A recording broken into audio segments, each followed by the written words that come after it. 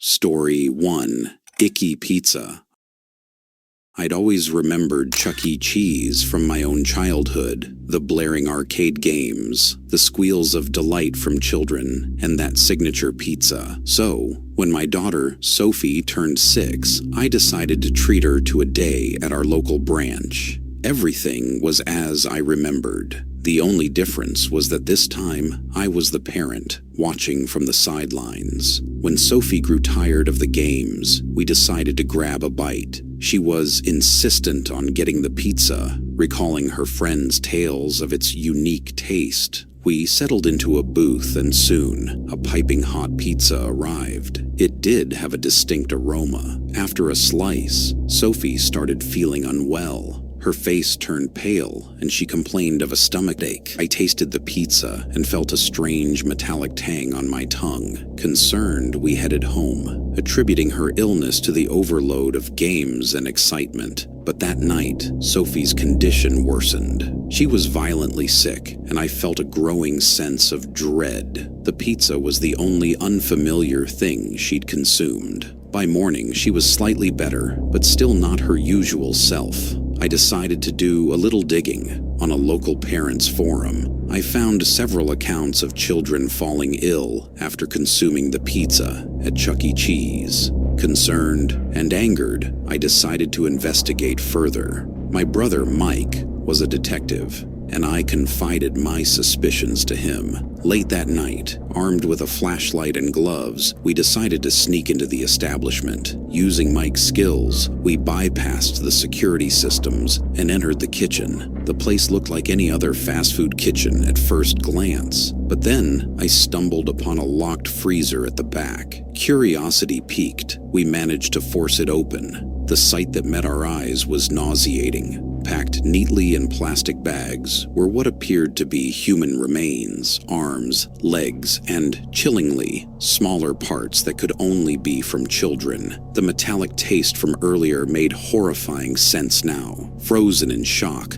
Mike quickly snapped pictures as evidence. We knew we needed to alert the authorities, but first, we had to get out undetected. Just as we were about to leave, the lights snapped on, and we found ourselves face to face with the manager, a sinister grin on his face. "You shouldn't have come here," he hissed, stepping closer. Mike, ever the quick thinker, threatened him with the photos, stating they were already sent to the police. The manager hesitated, and in that split second, we made a dash for the exit, narrowly escaping. The following morning, Chuck E. Cheese was swarming with police. It was discovered that the manager had been involved in a black market ring, trading in human organs. When the demand outstripped the supply, they devised the macabre plan to utilize the remains. The unique taste of the pizza, it turned out, was due to it being mixed with human flesh. The news sent shockwaves throughout the community. Parents, horrified and guilt-ridden, sought medical attention for their kids.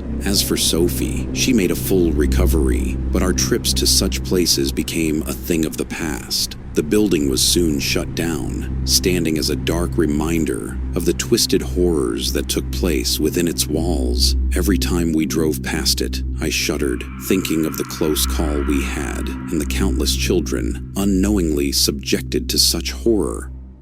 Story 2.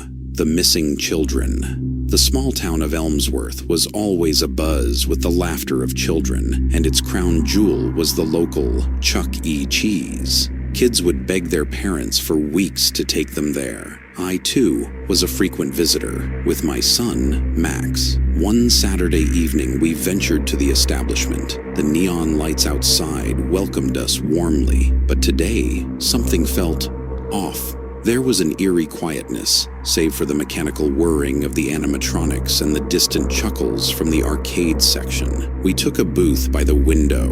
Max was restless, bouncing on the balls of his feet. "Dad, can I go play? Please," he begged. "Sure," I said, handing him a handful of tokens. "But stay close." Max darted off, and I began to peruse the menu.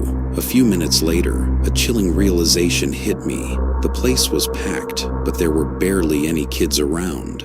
I quickly scanned the room, but couldn't find Max. My heart raced. I approached a staff member, a lanky teenager named Jake, who was wiping down tables. "Excuse me," I began. "Have you seen my son? He's about this tall, wearing a blue shirt." Jake looked up, feigning innocence. "Oh, he's probably in the arcade section. Kids love it there." I thanked him and headed to the arcade section. However, despite its allure, Max wasn't there. Panic set in. I was about to call out for him when I noticed a door slightly ajar behind one of the video game machines. Soft whispers emanated from within. Drawn like a moth to a flame, I pushed it open. The room beyond was nothing like the vibrant arcade. It was dimly lit, with several kids, including Max, bound and gagged, their eyes wet with terror. There was a large window overlooking a van that was being loaded with crates. I retreated quietly, my mind racing. I needed a plan. Going back to our table and dialed 911, explaining the situation in hushed tones. Jake approached. "Everything okay, sir?" "Oh, just looking for my son," I replied, keeping my voice steady. "He must be around," Jake said, trying to sound reassuring, but his eyes betrayed him. They darted nervously towards the hidden room. Suddenly, sirens blared outside. The police had arrived. Jake and the other workers bolted towards the exit, but the officers were quick. They apprehended them, their faces contorted in shock and fear. The kids were quickly freed, and I held Max close, tears streaming down both our faces. The aftermath was chaotic. The story was that for months, a criminal gang had infiltrated the establishment, kidnapping children discreetly and trafficking them. The unsuspecting town and its beloved Chuck E. Cheese had been a front for this sinister operation. Story 3: The Ritual. I never thought I'd find myself working at Chuck E. Cheese, but life had a funny way of leading me down paths I never imagined. The job was straightforward: manage the games, serve pizza, and ensure every kid had a smile plastered across their face. It paid the bills and allowed me to work on my novel during my off hours. During my first week, I was initiated into the team by Mark, a longtime employee. He showed me the ropes and, with a sly smile, mentioned that there was more to this place than met the eye. I dismissed his words as mere jest. Every night after closing, I'd hear whispers among the staff, secretive conversations that seemed out of place for a kid-friendly joint. I paid no mind until one evening when Mark approached me. "Tonight, you're one of us," he said cryptically. Before I could question him, the clock struck midnight. The animatronics on stage, which were turned off, suddenly jerked to life. Their movements were slow and deliberate, unlike the jerky dance routines they displayed during the day. Mark motioned for me to follow him, leading me to a concealed door behind the stage. The room beyond was bathed in a dim, crimson hue.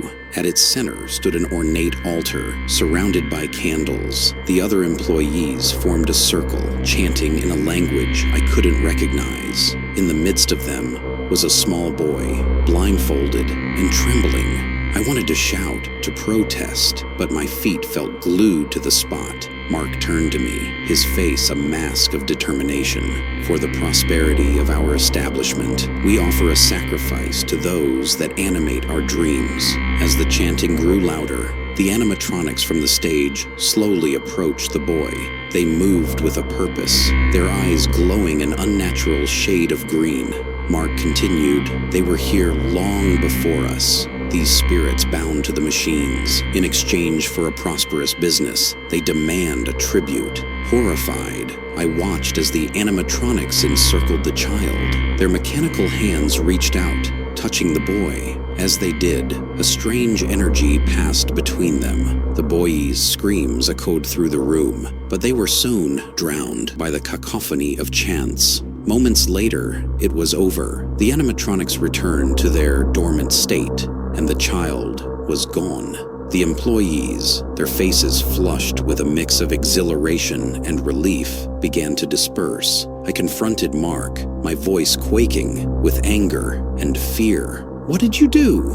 He met my gaze evenly. "We did what was necessary. The animatronics are ancient, their origins lost to time. They grant us prosperity, but in return, they demand a price. For days, I grappled with what I had witnessed. The establishment thrived, with customers pouring in, but the knowledge of the dark secret it harbored ate away at me. One evening, as I was closing up, I heard a soft whisper. Following the sound, I found myself face to face with the lead animatronic, Chuck E. Cheese himself.